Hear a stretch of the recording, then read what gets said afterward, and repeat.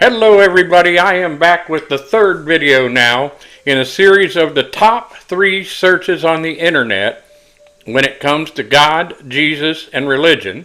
The top search was, who is Jesus? The second was, who is God? And this is the third, which is, what is church? Now that I think about it, I'm going to go back and link the other 2 to each one of these so you can see all 3 if you want. But this is my take on what is church. And regretfully, in my humble opinion, and all of this is always just my humble opinion, the church is probably not what most people think of when you ask them what is church. They're probably going to tell you it's that building down in the corner where we go every Sunday or something along those lines, or where all those other people go. And I'm just sure in my heart, in my soul, I know that building is fine, but that's not what Jesus wanted the church to be. He wanted the church to be, well, and feel free to, put this through AI, put it on a Google search, and you're going to come back with things that tell you pretty closely what he wanted it to be. But this one, ChatGPT, sums it up saying, in essence, the church is not merely a physical structure, and I'm going to say it doesn't even need to be a physical structure at all, or an institution. It's a dynamic, living community of believers united by faith in Jesus Christ, committed to embodying His teachings, and dedicated to advancing His mission on earth. That is the church. That is the Great Commission. That is what Jesus asked us to do before He left. He said, go spread the gospel to the ends of the earth. Go teach everybody what I have taught you. And by the way, I used to have this crazy thought that you had to be some crazy evangelical kind of person to do this and beating people over the head with Bibles and yelling and screaming at them. I do not believe that at all anymore. I believe that's the farthest thing from the truth.